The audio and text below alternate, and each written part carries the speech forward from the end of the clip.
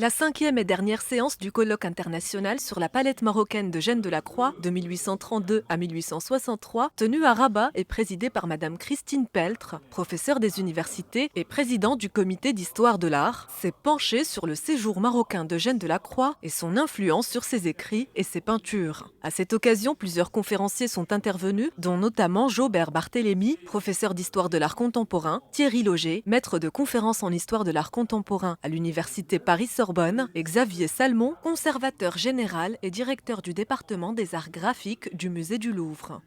Je pense que le principal apport pour Delacroix n'est pas dans le sujet, mais dans la lumière et dans la couleur. Je pense qu'il a vécu au Maroc une expérience du soleil, enfin je veux dire de la lumière du soleil. Il a expérimenté au Maroc une nouvelle perception de la lumière, d'abord de la blancheur des murs, de la blancheur des costumes, rehaussée du rouge, du vert, des bonnets, des mosaïques et ainsi de suite. Et je pense que c'est ça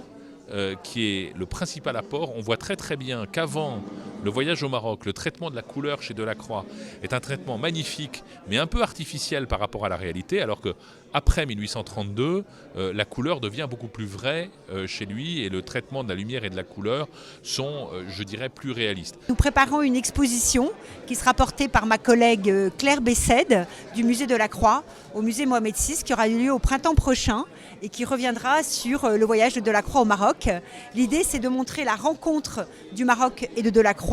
la manière dont les œuvres ensuite de Delacroix ont été créées à partir du Maroc, et puis de voir comment ça a irrigué la création jusqu'au XXe siècle en montrant des œuvres d'autres artistes, dont notamment Benjamin Constant, dont on parlait ce matin. Le colloque international sur la palette marocaine de Jeanne de la Croix de 1832 à 1863, organisé pendant 3 jours par l'Académie du Royaume du Maroc à son siège, a constitué un temps fort d'échange et de réflexion dans un jeu de regards croisés pour mieux comprendre l'artiste et son temps. Il était question donc de voir comment, dans quel contexte plutôt est née cette collection de Delacroix, parce que lors de son voyage au Maroc, il a ramené avec lui un certain nombre d'objets qu'il a découverts par hasard, par curiosité, par ce contact direct avec les Marocains, lors des multiples expériences qu'il a vécues ici. Les travaux du colloque international ont pris fin par l'annonce du spectacle Meshahid, qui retrace en son et lumière l'histoire de la capitale, car pour les organisateurs, Rabat est la ville lumière du royaume qui contribue à transformer le paysage nocturne de la ville en un théâtre urbain permanent. Meshahid est un poème visuel d'une durée de 60 minutes. Il sera projeté à 21h et à 23h à l'espace Bergama sur la rive bourg-grecque de Rabat, ainsi que sur la muraille des Oudayas.